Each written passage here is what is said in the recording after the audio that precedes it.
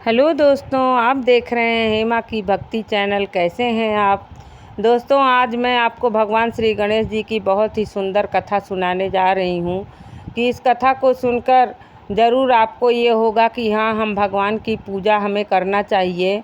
भगवान का आशीर्वाद हमारे साथ हमेशा रहता है।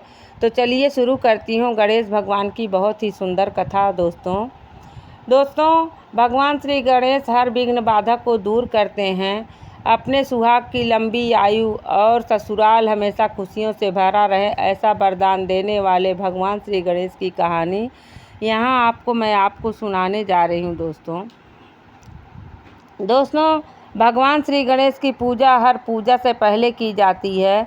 महिलाएं खासकर अपने पति की लंबी आयु के लिए भगवान श्री गणेश की पूजा ज़रूर करती हैं। ऐसी मान्यता है कि भगवान श्री गणेश की पूजा करने से पति की लंबी आयु होने के साथ साथ ससुराल हमेशा खुशियों से भरा रहता है।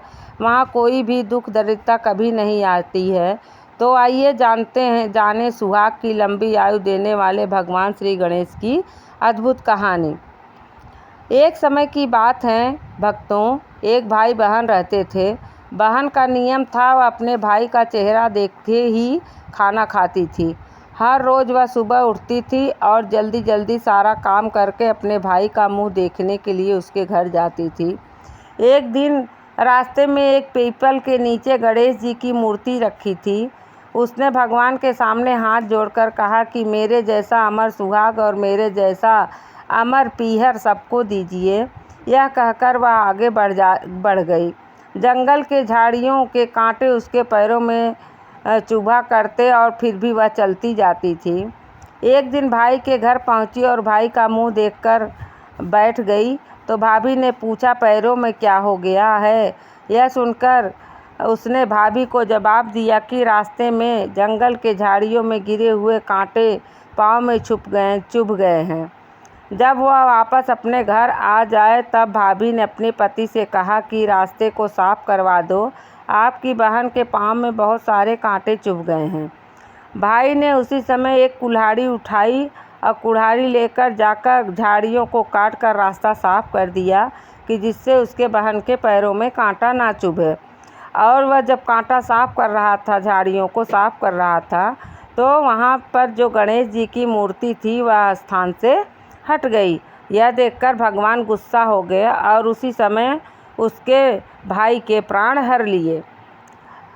तब जब बहन ने यह समाचार सुना और जब भाई के अंतिम संस्कार के लिए सब लोग ले जाने लगे तो तब उसकी भाभी रोते हुए लोगों से कही, थोड़ी देर रुक जाओ, उसकी बहन आने वाली है। वह अपने भाई को मुंह देखे बिना नहीं रह सकती है, उसका यह नियम है। तब लोगों ने कहा, आज तो देख लेगी पर कल कैसे देखेगी? रोज़ दिन की तरह बहन अपने भाई का मुंह देखने के लिए जंगल में निकली। तब उस जंगल में उसने देखा कि सारा रास्ता साफ किया हुआ है। जब वह आगे बढ़ी तो उसने देखा कि सिद्धि विनायक को भी वहाँ से हट गए हैं। तब उसने जाने से पहले गणेश जी को एक अच्छे स्थान पर रखकर उन्हें स्थान दिया और हाथ जोड़कर बोली, भगवान मेरे जैसा अमर सुहाग और मेरे जैसा पीहर सबको देना। और फिर वह बोलकर आगे निकल गई।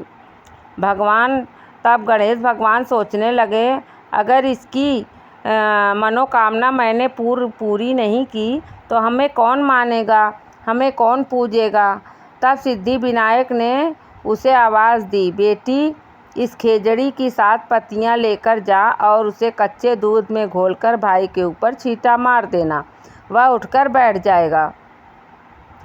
तो बहन पीछे मुड़कर देखी तो वहाँ पर कोई नहीं था और फिर वह सोचने लगी कि ठीक है, जैसा मैंने सुना वैसा ही कर लेती हूँ।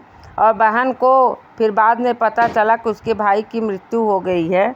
तो वह फिर बहुत दुखी हुई और वह उसी वक्त फिर वह खेजड़ी की 7 पत्तियाँ लेकर आई, अपने भाई के घर पहुँची। उसने देखा कि वहाँ कई लोग बैठे हुए हैं, भाभी भी बैठी रो रही और भाई की लाश रखी है। तब उसने उस पत्तियों को बताए हुए नियम के तहत भाई के ऊपर इस्तेमाल किया। दूध में घोलकर खेजड़ी की 7 पत्तियाँ, खेजड़ी एक पौधा होता है दोस्तों, उसकी पत्तियाँ भाई के ऊपर छींटा मारा। तब भाई उठकर बैठ गया। भाई बहन से बोला, बहन मुझे तो बहुत गहरी नींद आ गई थी। तब बहन बोली, यह नींद किसी दुश्मन को भी ना आए भाई। और उसने सारी बात अपने भाई को बता दी। तो हे गणेश भगवान, जैसे आपने बहन और भाई के ऊपर कृपा की, वैसे सारे बहन भाइयों सभी के ऊपर अपनी कृपा बरसाना और सबकी मनोकामना पूरी करना। जय गणेश देवा।